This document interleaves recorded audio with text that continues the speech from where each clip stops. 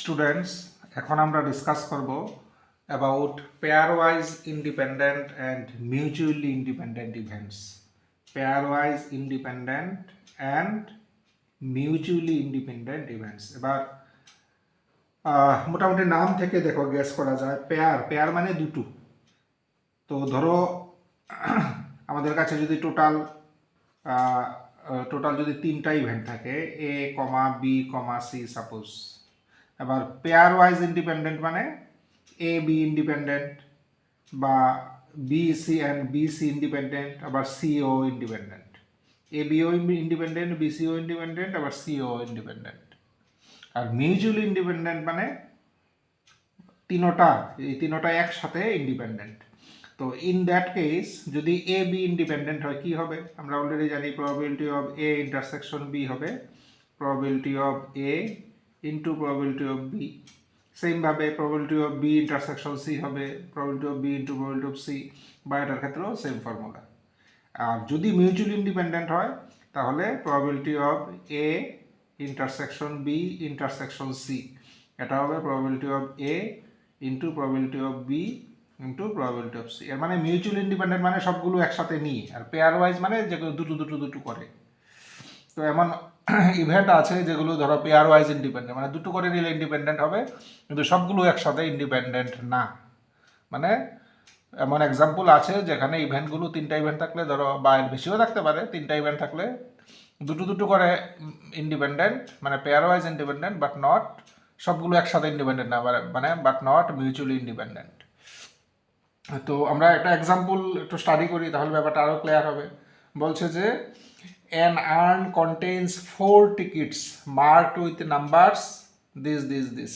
একটা পাত্রের মধ্যে 4টা টিকিট আছে। টিকিটগুলোর নাম্বার কি? একটা টিকিটের নাম্বার হলো 112, এটা হলো একটা টিকিট।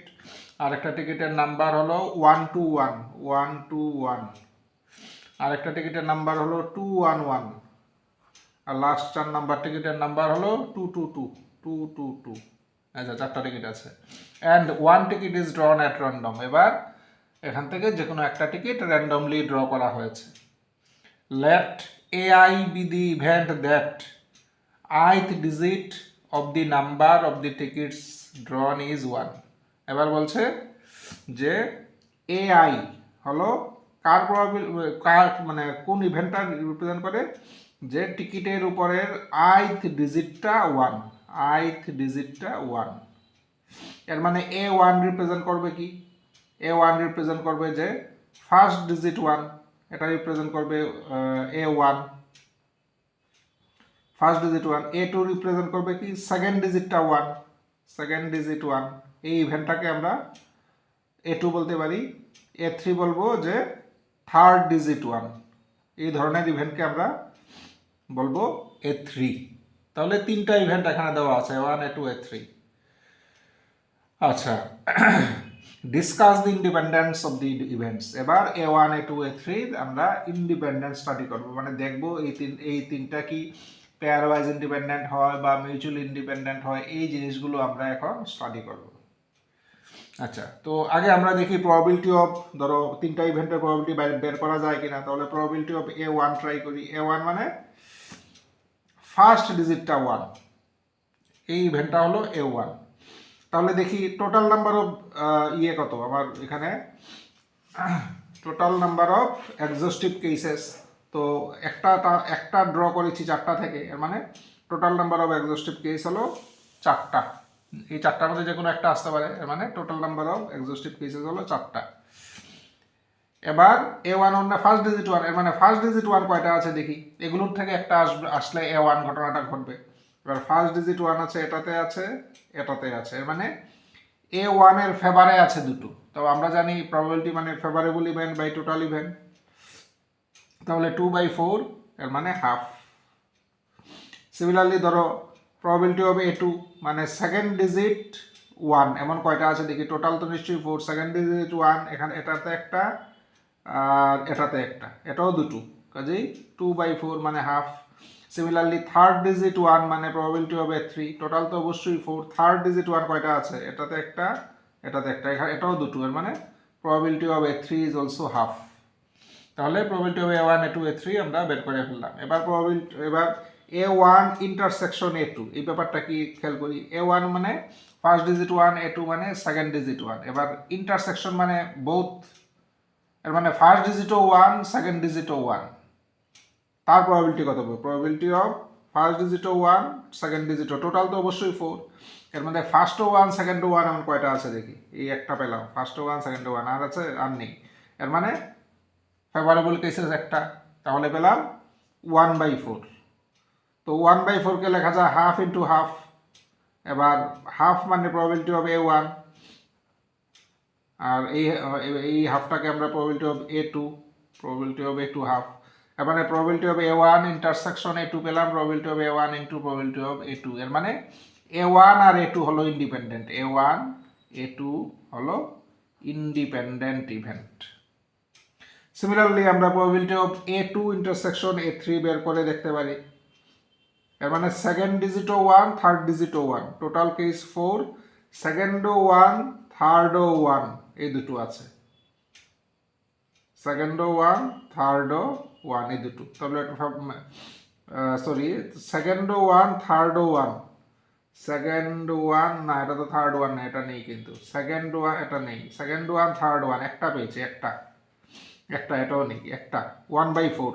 তো 1/4কে আবার আমরা লিখতে পারি probability of A2 into probability of A3, কারণ A2 এর probability ও হাফ, A3 এর probability ও হাফ, কাজেই এটাকে এইভাবে আমরা লিখতে পারি। Similarly probability of A3 intersection A1, এর মানে থার্ড ডিজিট আর ফার্স্ট ডিজিট বোথ 1, এটাও দেখলে দুটোই 1।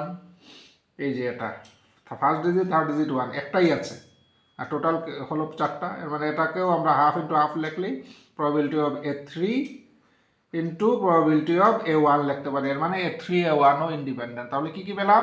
A1 A2 independent, A2 A3 independent পেয়েছি, আবার A3 A1 ও ইন্ডিপেন্ডেন্ট পেয়েছি। এর মানে আমরা বলতে পারি A1 A2 A3 are pairwise independent. যে কোনো দুটো করে নিয়ে যদি টেস্ট করি আমরা দেখতে পেলাম they are independent, therefore A1 A2 A3 are pairwise independent. এবার আমরা চেক করবো whether they are mutually independent। তার জন্য আমার দরকার probability of A1 intersection A2 intersection A3। তো তার জন্য আগে ইভেন্টটা খুঁজি যে A1 intersection A2 intersection A3 মানে কি। মানে হলো ফার্স্ট ডিজিটও 1, সেকেন্ড ডিজিটও 1, থার্ড ডিজিটও 1, তিনটাই 1। তো তার প্রবাবিলিটি কত? তার প্রবাবিলিটি টোটাল কেসেস 4। এবার তার ফেভারে কয়টা আছে, মানে ফার্স্টও 1, সেকেন্ডও 1, থার্ডও 1, কয়টা আছে দেখো? কোনোটাই কিন্তু তিনটা 1 নেই, কাজেই এমন কেস নেই। এর মানে probability of A1 intersection A2 intersection A3 হলো 0। But probability of A1 into A2 into A3 কত? তিনটাই হাফ পেয়েছিলাম একটু আগে। এর মানে half into half into half, এর মানে 1/8। তাহলে A1 intersection A2 intersection A3 probability হলো 0, but probability of A1 into probability A2 into probability of A3 হলো 1/8। এর মানে এই দুটো সমান না, এর মানে they are not mutually independent. তাহলে এখানে দেখলাম they are pairwise independent, pairwise they are independent but not mutually independent. তো এই হলো pairwise independent and mutually ইন্ডিপেন্ডেন্টের কনসেপ্ট, অ্যান্ড আমরা একটা প্রবলেমও সলভ করলাম। এবার দেখি আরও রিলেটেড কিছু যেগুলো প্রবাবিলিটিতে আমাদের বুঝতে হবে বা পরীক্ষার জন্য ইম্পর্টেন্ট। তো আরেকটা টপিক নেই, বলা আছে যে late A and B be two independent events। আচ্ছা, বলা আছে A, B এই দুটো ইন্ডিপেন্ডেন্ট, ঠিক আছে, এই দুটো independent. Show that A and B complement আর ইন্ডিপেন্ডেন্ট। বলা আছে A B ইন্ডিপেন্ডেন্ট, এবার দেখাতে বলেছে A আর B কমপ্লিমেন্ট, এটাও ইন্ডিপেন্ডেন্ট, এই দুটো ইভেন্টও ইন্ডিপেন্ডেন্ট আমাদের দেখাতে হবে। আচ্ছা দেখি, আমরা ট্রাই করি। এবার A আর B ইন্ডিপেন্ডেন্ট মানে কি? A intersection B equal to probability of A into probability of B। আচ্ছা, এবার দেখি probability of A intersection B complement কত আসে। যদি probability of A intersection B complement equal to আমরা দেখাতে পারি probability of A into probability of B complement, তাহলে বলতে পারবো তারাও ইন্ডিপেন্ডেন্ট। এবার দেখি এ আর বি কমপ্লিমেন্ট কত আসে।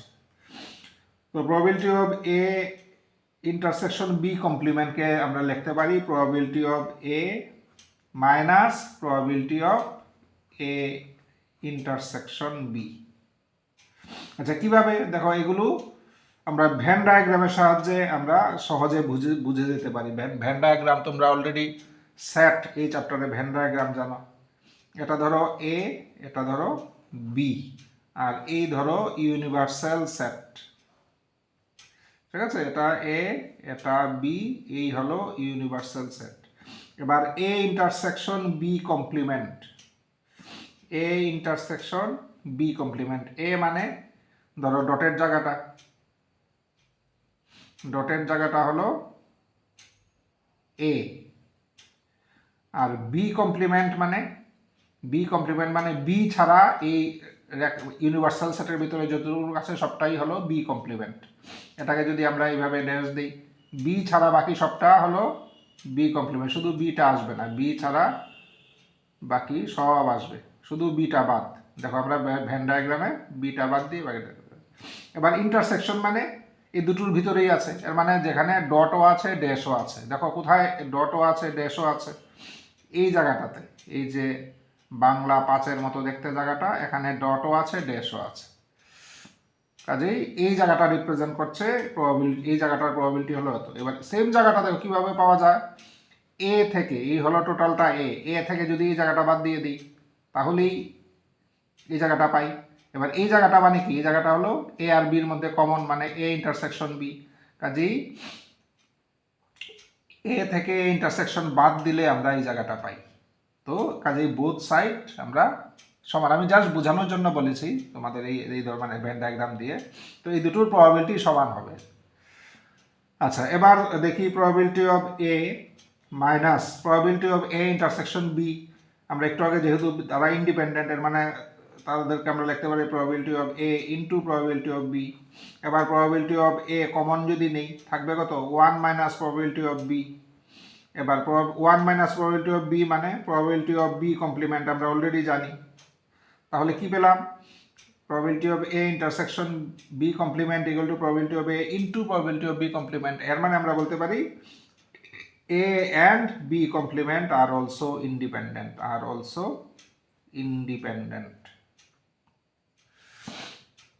তাহলে আমরা প্রমাণ করলাম A আর B যদি ইন্ডিপেন্ডেন্ট হয় তাহলে A আর B কমপ্লিমেন্টও ইন্ডিপেন্ডেন্ট। সেম ভাবে আমরা প্রমাণ করতে পারবো A কমপ্লিমেন্ট আর B তারাও ইন্ডিপেন্ডেন্ট। সেম ভাবে আমরা প্রমাণ করতে পারবো এ কমপ্লিমেন্ট বি কমপ্লিমেন্ট তারাও ইন্ডিপেন্ডেন্ট। কাজে এ আর বি ইন্ডিপেন্ডেন্ট হলে এগুলোও ইন্ডিপেন্ডেন্ট হয়, এগুলোও ইন্ডিপেন্ডেন্ট হয়, এগুলোও ইন্ডিপেন্ডেন্ট হয়। আমরা একটার প্রুফ দেখলাম, বাকিগুলোর প্রুফ তোমাদের দেখতে হবে, পরীক্ষা যে কোনোটাই আসতে পারে। আচ্ছা নেক্সট আমরা প্রবাবিলিটির আরেকটা প্রবলেম নেই অন প্রবাবিলিটি। আচ্ছা প্রবলেমটা হলো, একটা প্রবলেম নিচ্ছি, প্রবলেমটাতে বলা হয়েছে a problem in statistics is given to 3 students A, B and C whose chances of solving it are half, 3/4 and 1/4 respectively। আচ্ছা কি বলছে যে স্ট্যাটিস্টিক্সের একটা প্রবলেম, স্ট্যাটিস্টিক্সের একটা অঙ্ক, ধরো স্ট্যাটিস্টিক্সের একটা অঙ্ক দেওয়া হয়েছে 3 জন স্টুডেন্টকে A, B and C। এবার বলছে যে এই প্রবলেমটা সলভ করার চান্স হলো হাফ, এ মানে প্রবাবিলিটি অফ এ হলো হাফ, মানে এই স্টুডেন্টটা এই প্রবলেমটা সলভ করতে পারবে তার চান্স হাফ, বি স্টুডেন্টটা তা সলভ করতে পারবে তার চান্স হলো 3/4। আচ্ছা এখানে দেখো আমি এইভাবে লিখছি, এইভাবে লেখাটা কিন্তু উচিত না। কেন উচিত না, এ মানে কি, আমাদের এই নোটেশন অনুযায়ী এ বি হলো ইভেন্ট, প্রবাবিলিটি অফ এ মানে ওই ইভেন্টের চান্স কত, আর এই যে অঙ্কটাতে নিচ্ছি এখানে কিন্তু এ বি সি স্টুডেন্টের নাম দিয়েছে, 3 স্টুডেন্ট, 3টা স্টুডেন্ট হলো এ বি সি। ঠিক আছে, যদিও বোঝা যায় হতো, কিন্তু এইভাবে না করলেই বেটার। আমরা এক কাজ করি, আমরা ইভেন্টটাকে আমি ড্যাশ দিয়ে লিখি, কারণ স্টুডেন্টের নাম আছে এ, আমরা এ ড্যাশ দিচ্ছি। আবার ড্যাশের কিন্তু কোনো কোনো বইয়ে অর্থ হলো কমপ্লিমেন্ট। ঠিক আছে, কাজেই তোমরা ড্যাশ ইভেন্ট হিসাবে আমরা কিন্তু এখানে ধরছি, নট কমপ্লিমেন্ট, এটা বুঝলেই চলবে। ঠিক আছে, বা পরীক্ষা হলো লিখে দিতে হবে যে A dash B dash and C dash denotes the events that the problem is solved by A student, B student and C student respectively. এইভাবে বললে আমরা যদি করি তাহলে probability of A dash হলো হাফ, B dash হলো 3/4, probability of C dash হলো 1/4। আমি আবারও বলছি, ড্যাশ ইউজ করতে বাধ্য হচ্ছি যেহেতু বইয়ে আমাদের বলা আছে 3টা স্টুডেন্টের নাম হলো এ বি সি এবং ক্যাপিটালই দিয়েছে বইয়ে। ঠিক আছে, এই জন্য ক্যাপিটাল এ বি সি আমরা প্রবলেমে ইউজ করতে পারছি না। ঠিক আছে, এই জন্য ড্যাশ ইউজ করছি। Dash does not denote here complement. বা তবুও যদি কনফিউশন হয়, এক কাজ করি, আমি ধরলাম স্টুডেন্টগুলোর নাম হলো এ বি সি দিয়েছে, ধরলাম। ঠিক আছে, এই কোয়েশনটা যদি এমন হতো স্টুডেন্টগুলোর নাম এবিসি, আমি এই অ্যাজামশনে করছি, এই অ্যাজামশনে। ঠিক আছে, শুধু তোমাদের যাতে কনফিউশন না হয়, তাহলে আমরা লিখতে পারবো প্রবাবিলিটি অফ এ হলো হাফ, প্রবাবিলিটি অফ বি হলো 3/4, প্রবাবিলিটি অফ সি হলো 1/4। What is a? এটা এ মানে কি? এ হচ্ছে event that the problem is solved by student, কোন student? Small a student solve করতে পেরেছে। সিমিলারলি বি হলো স্মল বি সলভ করতে পেরেছে, সি হলো স্মল সি সলভ করতে পেরেছে। যাই হোক, এই হলো question. What is the probability that the problem will be solved? What is the probability that the problem will be solved if all of them try independently. আচ্ছা, এবার বলছে যে প্রবলেমটা সলভ হওয়ার চান্স কত যদি সবাই ইন্ডিপেন্ডেন্টলি ট্রাই করে। মানে কেউ কারোরটা দেখছে না। ঠিক আছে, দেখে নিলে তো ধরো এ সলভ করলে বিরও সলভ হয়ে যাবে, বুঝতেই পারছো। যদি কেউটা দেখে ফেলে, তো ইন্ডিপেন্ডেন্টলি ট্রাই বলেছে এর মানে কেউটা দেখছে না, মানে এ সলভ হলে বি বা সি এর কোনো সাহায্য হবে না, কোনো এফেক্ট পড়বে না। আচ্ছা, এবার আমরা দেখো এখানে অনেক কিছু বোঝার আছে। প্রথম ব্যাপার হলো যে প্রবলেমটা সলভ হবে কখন? যদি এ সলভ করতে পারে,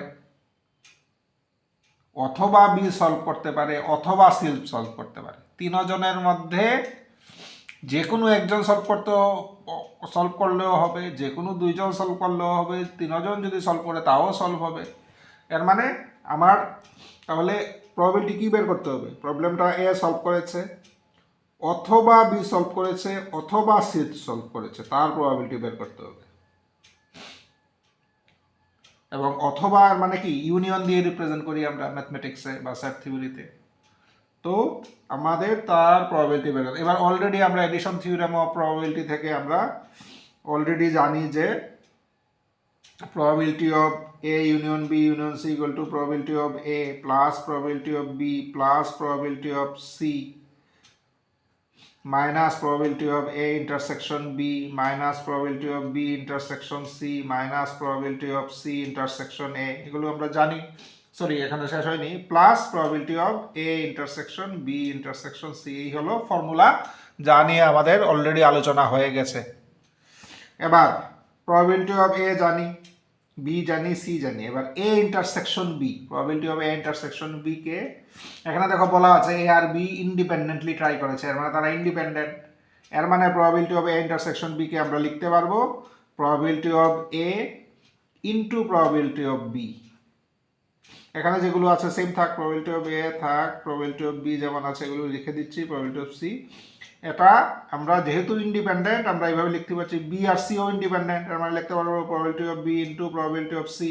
সি আর এও ইন্ডিপেন্ডেন্ট, এর মানে লিখতে পারবো probability of C into probability of A. আর এ বি সি তিনটাও ইন্ডিপেন্ডেন্ট, কেউ কারটা দেখছে না, এর মানে এটাকে লিখতে পারবো probability of A into probability of B into probability of C.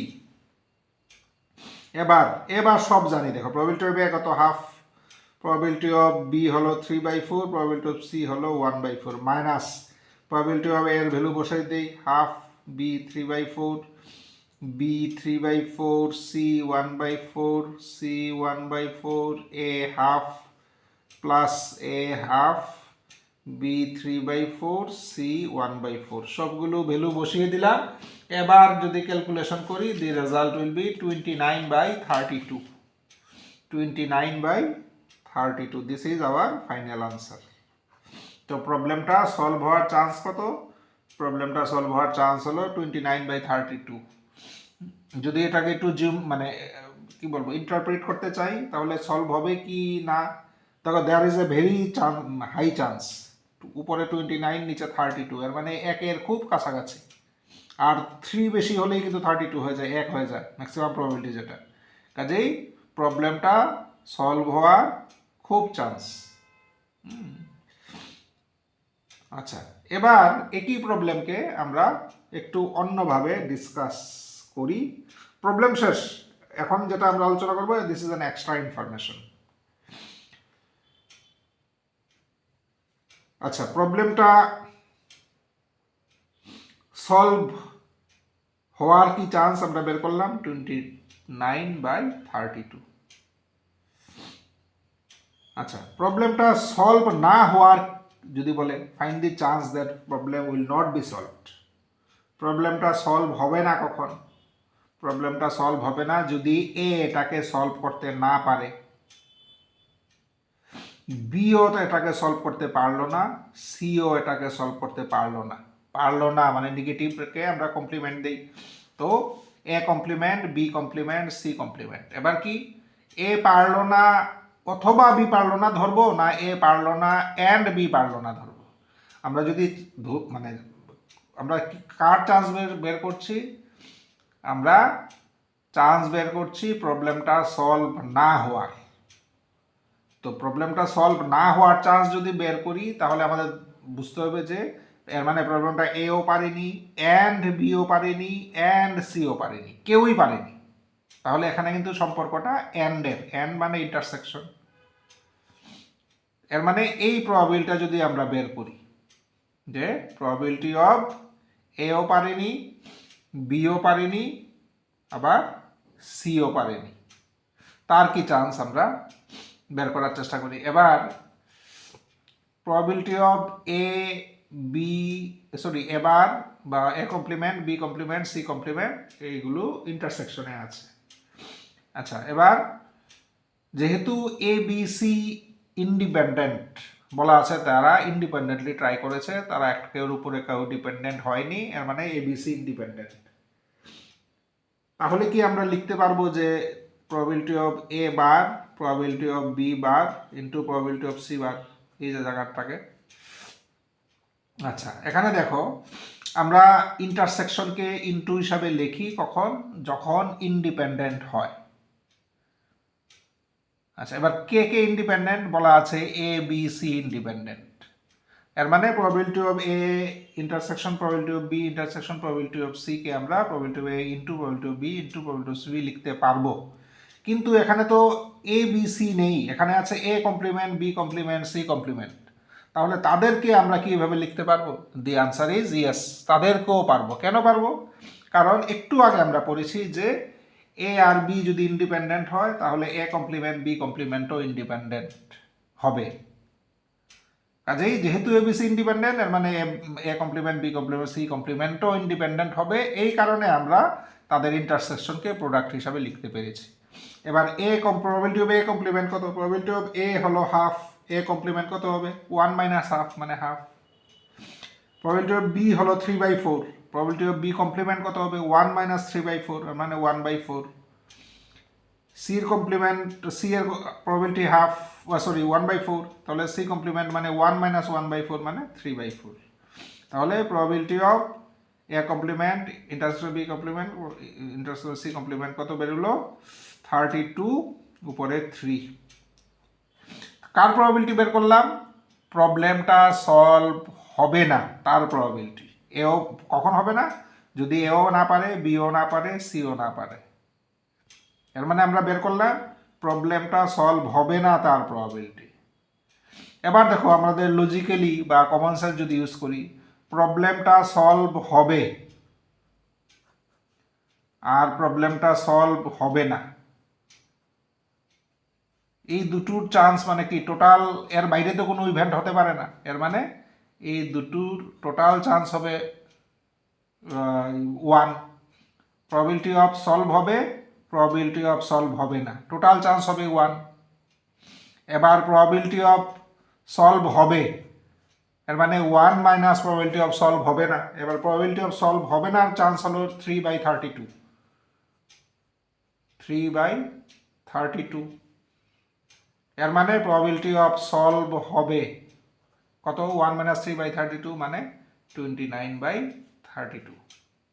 কাজেই প্রবাবিলিটি অফ সলভ হওয়ার চান্স হলো 29/32, যেটা আমরা একটু আগে পেয়েছি বাই সাম আদার মেথড।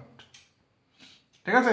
দেখো এই আমরা এটা কিন্তু অল্টারনেটিভ মেথড একটু আগে বলেছি। এই প্রবলেমটা আমরা অলরেডি সলভ করে ফেললাম, একটু আগে দেখলাম আমরা।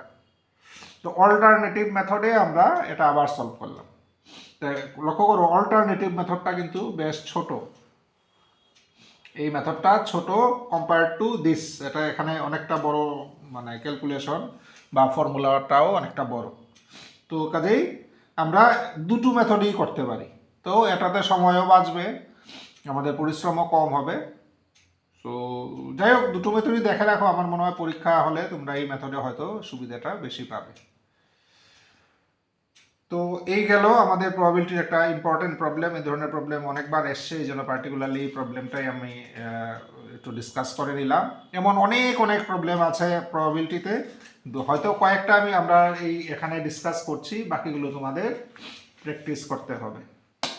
এবার আমরা যাই প্রবাবিলিটির আরেকটা ইম্পর্টেন্ট ডিসকাশনে, which is called Bayes theorem.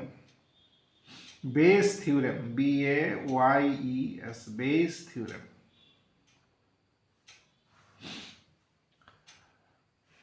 আচ্ছা, তো আমাদের কি পড়তে হবে?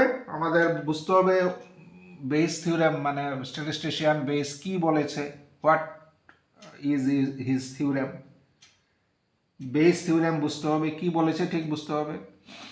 এরপরে বেস থিওরেমের প্রুফটাও মাঝে মধ্যে আসে, বেস থিওরেমের প্রুফ দেখতে হবে। এরপরে আমরা দেখতে হবে যে বেস থিওরেমের অ্যাপ্লিকেশন কোথায় কাজে লাগে। তো কাজে লাগে দেখতে গিয়ে আমাদের কয়েকটা প্রবলেম সলভ করতে হবে। এই হলো বেস থিওরেমের উপরে আমাদের এক্সাম প্রিপারেশন। তো প্রথমে আমরা বুঝি বেস থিওরেমে আসলে কি বলা হয়েছে। আচ্ছা, বেস থিওরেমে দেখো আমি খুব সিম্পলভাবে বলার চেষ্টা করছি। ধরো বেস থিওরেমে কোনো একটা ইভেন্ট এ, ঠিক আছে, কোনো একটা ইভেন্ট এ হতে পারে 3 রকম ভাবে। কোন 3 রকম ভাবে? ইভেন্ট E1 এর সাথে হতে পারে, ইভেন্ট E2 এর সাথে হতে পারে, ইভেন্ট E3 এর সাথে হতে পারে। ফর এক্সাম্পল, একটা এক্সাম্পল দিয়ে বলি। ধরো একটা ফ্যাক্টরিতে 3টা মেশিন আছে। মেশিনগুলো ধরো E1, E2, E3, ঠিক আছে।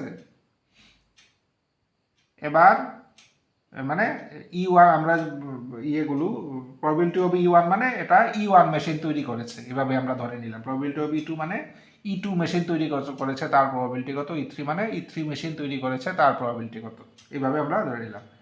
আর এই ইভেন্টটা ধরো প্রবাবিলিটি অফ ডিফেক্টিভ আইটেম, ঠিক আছে। কোম্পানিতে যে ম্যানুফ্যাকচার হয় যে কোনো একটা কিছু, ধরো আমরা ধরতে পারি ধরো বাল্ব তৈরি করা। তো A1 হলো বাল্বটা ডিফেক্টিভ, তার মানে এই event that the bulb is defective. আর E1 হলো E1 মেশিনে তৈরি হয়েছে বাল্বটা, E2 হলো E2 মেশিনে তৈরি হয়েছে বাল্বটা, E3 হলো E3 machine event that the bulb is manufactured by the machine E3। তাহলে দেখো এ হলো ডিফেক্টিভ। এবার ডিফেক্টিভ তৈরি হবে কিভাবে? ডিফেক্টিভ তো আকাশ থেকে পড়বে না, এই ডিফেক্টিভ মানে আইদার এই মেশিনে তৈরি করেছে, অর এই মেশিনে তৈরি করেছে, অর এই মেশিনে তৈরি করেছে। এই জন্যই আমি একটু আগে বললাম যে এ এমন একটা ইভেন্ট যেটা ওয়ানের সাথে হতে পারে, বা ওয়ানের দ্বারা হতে পারে, টুর দ্বারাও হতে পারে, থ্রির দ্বারাও হতে পারে এই ইভেন্টটা। ঠিক আছে, আমি একটা এক্সাম্পল দিয়েও বোঝানোর চেষ্টা করলাম। আচ্ছা, এবার মনে করো আমার এই ইভেন্টের প্রবাবিলিটি জানা আছে। তো যেহেতু এটা তিনোটার মধ্যে যে কোনোটা দিয়েই হতে পারে, ঠিক আছে, কাজেই আমার প্রবাবিলিটি অফ ওয়ান হয়েছে, ওয়ান দ্বারা হয়েছে, এই ব্যাপারগুলো আমার ধরো জানা আছে। প্রবাবিলিটি অফ গিভেন টু, এর মানে probability of when it is known that the event two has occurred. এর মানে probability of defective when it is known that it is manufactured by machine two. এই ব্যাপারগুলো আমাদের ধরো জানা আছে। Probability of given that it is manufactured by machine three, এগুলো ধরো আমাদের জানা আছে। আমরা চাই প্রবাবিলিটিটা, এই প্রবাবিলিটির রিভার্সটা বের করতে। যেমন রিভার্স মানে কি? রিভার্স মানে হলো আমার জানা কি জানা আছে, প্রবাবিলিটি অফ জানা আছে when it is known that it is manufactured by machine one. তার উল্টোটা আমরা যদি বের করতে চাই, প্রোডাক্টটা ডিফেক্টিভ, তাহলে এটা ওয়ান মেশিন দিয়ে তৈরি হয়েছে, তার চান্স কত বের করো। এখানে জানা আছে কি, এখানে জানা আছে ওয়ান মেশিন দিয়ে তৈরি হয়েছে, এটা জানা আছে। কার প্রবাবিলিটি বের করব? প্রবাবিলিটি বের করব যে বাল্বটা ডিফেক্টিভ, তার প্রবাবিলিটি এখানে জানা আছে। প্রবাবিলিটি অফ ডিফেক্টিভ বাল্ব জানা আছে যখন এটা ওয়ান মেশিন দিয়ে তৈরি হয়। এখানে উল্টোটা, এখানে ওয়ান মেশিন দিয়ে তৈরি হয়, তার প্রবাবিলিটি বা বের করো যখন বলা আছে যে বাল্বটা ডিফেক্টিভ। কাজেই বেস থিওরেম কি করে, এই জিনিসটা আমরা বের করতে পারি বেস থিওরেম দিয়ে। মানে বেস থিওরেম উল্টো প্রবাবিলিটিটা বের করতে আমাদের সাহায্য করে। বেস থিওরেম ঠিক উল্টো প্রবাবিলিটিটা, আমার গিভেন বি যদি আমার জানা থাকে, তাহলে বেস থিওরেম আমাদের সাহায্য করবে বি গিভেন বের করার।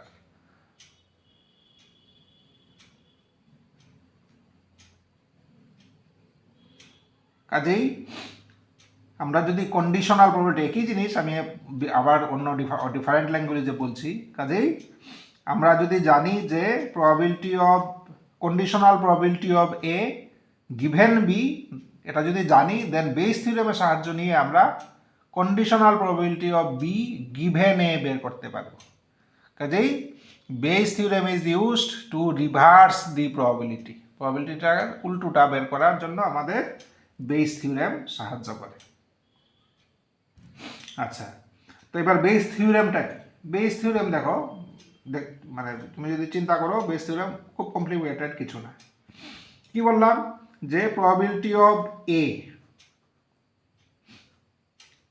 এবার ঘটনাটা কিভাবে ঘটছে, ওয়ানের সাথে ঘটছে, বা টু বা থ্রি। এর মানে প্রবাবিলিটি অফ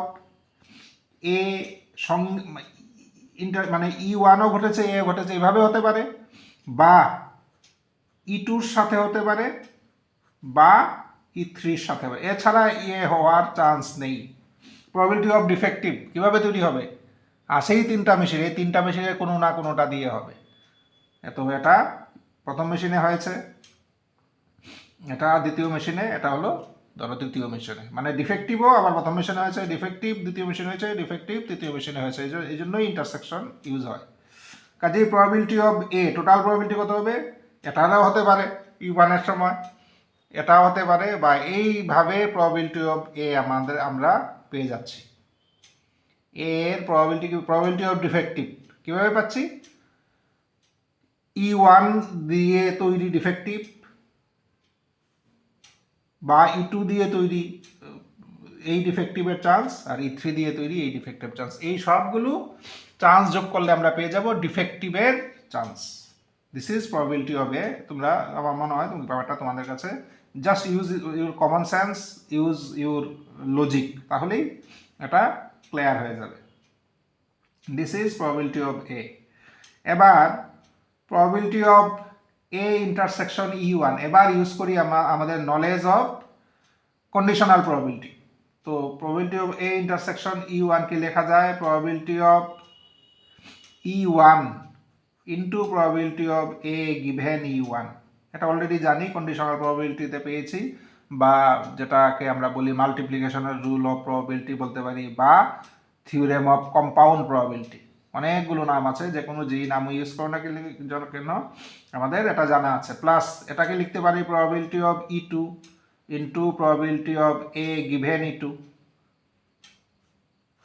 এটাকে লিখতে পারি probability of E3 into probability of A given E3। এভাবে লেখা যায়। এর মানে এটাকে লেখা যায় probability of EI into probability of A given EI। এই লেখা যায়, সামেশন দিয়ে দিই I ইকুয়াল টু 1 2 3। কাজেই প্রবাবিলিটি অফ এ কে আমরা এইভাবে লিখতে পারি। এভাবে আমরা প্রবাবিলিটি অফ এ কে আমরা লিখতে পারি। আচ্ছা, এবার আমরা আসি প্রবাবিলিটি অফ এটা। ধরো E1 বাই এ, বা E1 গিভেন এ, বাই এ বলাটা ঠিক না, probability of E1 given A, মানে probability that it is manufactured by first machine, by E1 machine, when it is known that the item is defective. তো probability of E1 given A বা E2 বা E3, আমি এক কাজ করি E2 টা বা EI দিয়ে দিই, I equal to 1 2 3 যে কোনোটা হতে পারে। probability of EI given A আমরা বের করছি, আমরা এখন করছি, সবাই প্রথমে বের করেছিল বেস। তো বেস কি করেছে দেখো, probability of EI given A K formula লাগিয়েছে। জাস্ট কি ফর্মুলা, আমরা যে ফর্মুলা আমরা অলরেডি জানি কম্পাউন্ড থিওরেম অফ প্রবাবিলিটি থেকে, কি probability of A intersection EI by probability of A, already জানা আছে আমাদের, ইকুয়াল টু, এবার probability of A intersection EI কি আমরা লিখতে পারি probability of EI into probability of A given EI। এটাও ফর্মুলা, কম্পাউন্ড প্রবাবিলিটির ফর্মুলা বা মাল্টিপ্লিকেশনের ফর্মুলা বা কন্ডিশনাল প্রবাবিলিটির ফর্মুলা, যাই নাম দেব না কেন, এটাকেই লেখা যায়। আর প্রবাবিলিটি অফ এ এখানে বের করা আছে, summation probability of EI into probability of A given EI। কাজেই probability of EI given A equal to this is called Bayes theorem. এখানে এ গিভেন EI জানা আছে, এগুলো বসিয়ে আমরা EI গিভেন এ বের করব, মানে উল্টোটা বের করব। So this is called our, কাজে এখানে দেখো আমরা প্রুফটাও করলাম এবং বেস থিওরেমে আমাদের ঠিক কি বের করতে হয়, দিস ইজ দি স্টেটমেন্ট, এটাই স্টেটমেন্ট, বা ফর্মুলা যদি বলো ফর্মুলাও বলতে পারো। So in this way you can prove. তো এই গেল আমাদের বেস থিওরেম।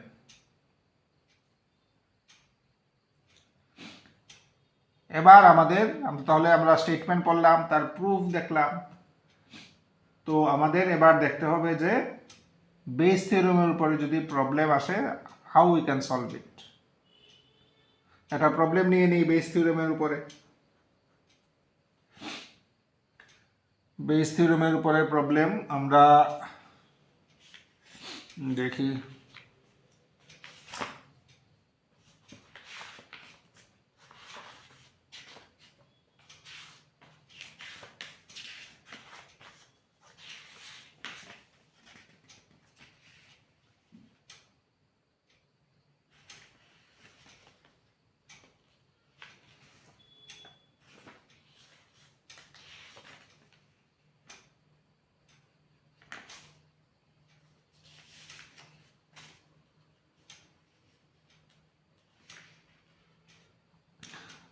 আচ্ছা, আমরা প্রবলেম নেই, অনেকটা এটার সাথে মিলে গেছে। আমরা এখানে যে এক্সাম্পলটা দিয়েছিলাম যে একটা ডিফেক্টিভ আইটেম, 3টা মেশিন, ঠিক আছে, তো এই ধরনের একটা প্রবলেম আমি পেয়ে গেছি। এই প্রবলেমটা আমরা ডিসকাস করি। আচ্ছা, কি প্রবলেম? প্রবলেম হলো, বলা আছে যে in a bolt factory machines A B C manufacture respectively 25%, 35% and 40% of the total. আচ্ছা, এখানে 3টা মেশিন ঠিক আছে, আমি E1 E2 E3 ধরেছিলাম মেশিন, এখানে আচ্ছা এখানে মেশিনে না, এখানে E1 E2 E3 তো আমি মানে ইভেন্টগুলো ধরেছি। আচ্ছা এখানে মেশিনের নাম দিয়েছে ABC, এগুলো মেশিনের নাম। এ করে কত, টোটাল প্রোডাকশনের 25%, বি করে টোটাল প্রোডাকশনের 35%, আর সি করে টোটাল প্রোডাকশনের 40%। তো এই হলো মানে সি মেশিনটা হয়তো একটু দামি, মানে তার দেখো প্রোডাকশন ক্ষমতা অনেক বেশি। যাই হোক, আচ্ছা অফ দেয়ার আউটপুট 542% আর ডিফেক্টিভ, কিন্তু 542% আর ডিফেক্টিভ। দেখো একটু আগে যেটা অ্যানালাইসিস করেছিলাম যে সি মেশিনটা একটু দামি, এই জন্য দেখো তার প্রোডাকশনও বেশি, আবার তার ডিফেক্টিভের চান্সও অনেক কম, সে মাত্র 2% ডিফেক্টিভ বানায়। আচ্ছা, a bolt is drawn at random from the product. এবার ধরো ওদেরকে দিয়ে 3টা মেশিন কাজে লাগালো, প্রচুর বোল্ট মানে বানালো, বানিয়ে এক জায়গায় এক বিশাল বাক্সকে সব বোল্ট রাখলো। এর মানে এই বোল্টগুলো কোন মেশিন দিয়ে তৈরি? এটাও হতে পারে, এটাও হতে পারে, এটাও, যে কোনো মেশিন দিয়ে তৈরি। আচ্ছা, এবার কি করলো, এবার এই বাক্স থেকে যে কোনো একটা বোল্ট টান দেওয়া হলো। A bolt is drawn at random from the product. এবার টান দিয়ে দেখা গেল এটা ডিফেক্টিভ পাওয়া গেছে, একটা বোল্ট টান দিয়ে এটা ডিফেক্টিভ পাওয়া গেছে। ঠিক আছে, তাহলে এই বোল্টটা কোন মেশিন দিয়ে তৈরি হতে পারে? এটাও হতে পারে, এটাও হতে পারে, এটাও হতে পারে, এমনি তো বলা যায় না। এবার বের করতে বলেছে যে এই বোল্টটা বি মেশিন দিয়ে তৈরি, তার চান্স বের করো। এই বোল্টটা বি মেশিন দিয়ে তৈরি, তার চান্স বের করো। আমরা এক কাজ করি, আমরা এখানে ধরে নিই যে ই ইভেন্ট হলো এই বোল্টটা ডিফেক্টিভ, বোল্ট ডিফেক্টিভ, এই ইভেন্টটার নাম দিলাম ই। আর E1 ইভেন্ট হলো এ দিয়ে তৈরি হয়েছে বা মেশিন এ দিয়ে তৈরি হয়েছে। E2 ইভেন্ট হলো ইট ইজ ম্যানুফ্যাকচার্ড বাই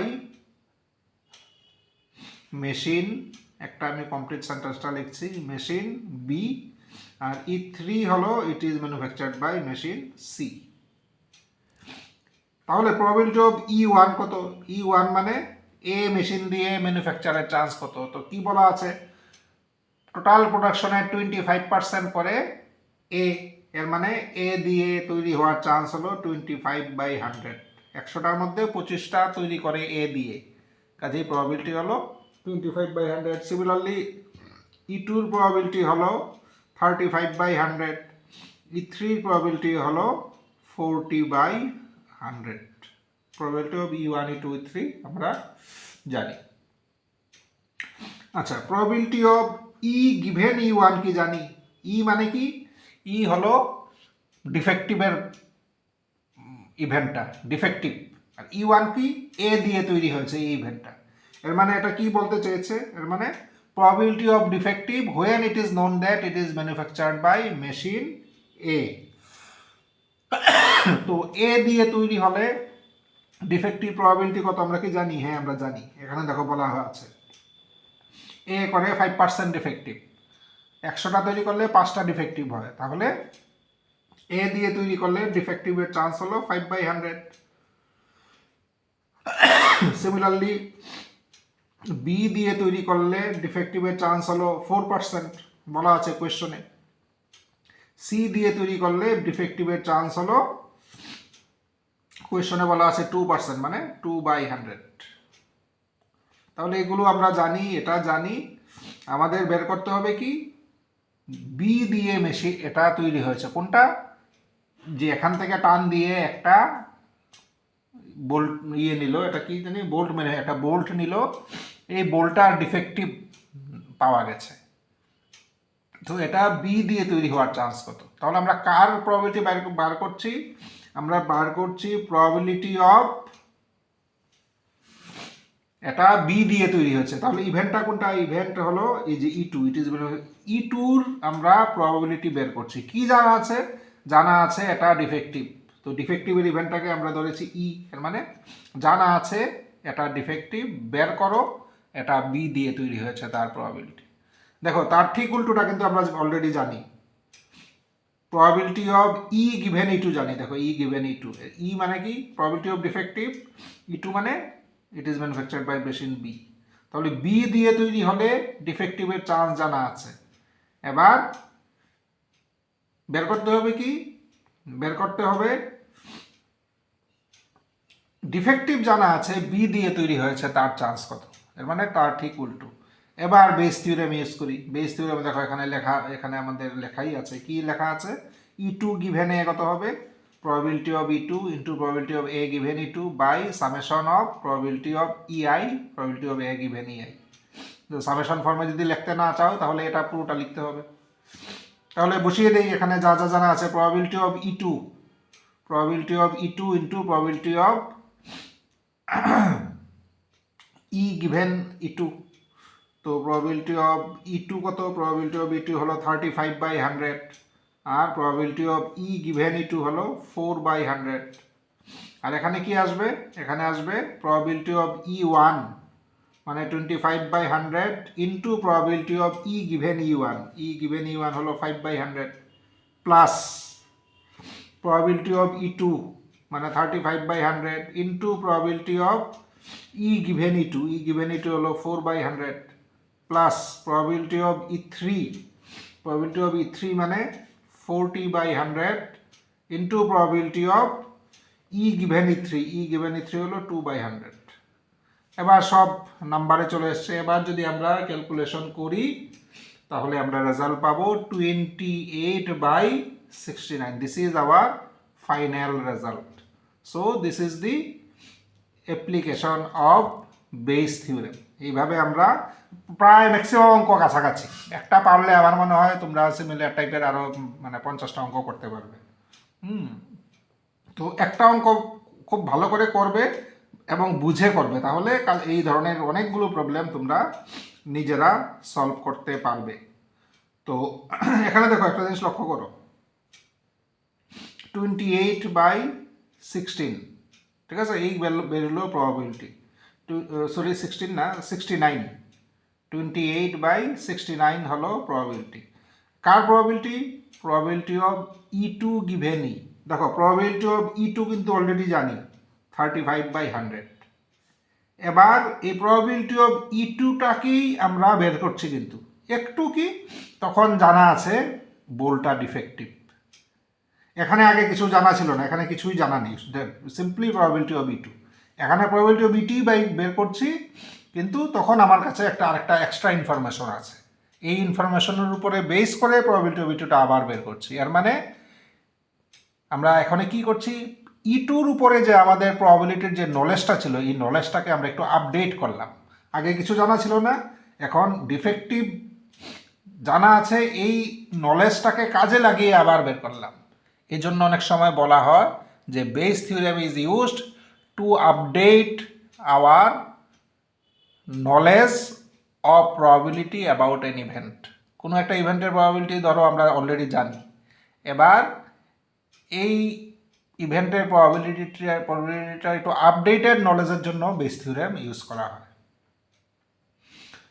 তো আমরা তাহলে বেস থিওরেমের উপর ডিসকাশন এখানে শেষ হলো। তোমরা এখান থেকে স্টেটমেন্টটা ভালো করে শিখবে, তার প্রুফ শিখবে, অ্যান্ড তার অ্যাপ্লিকেশন মানে এই ধরনের প্রবলেমগুলো ভালো করে দেখবে।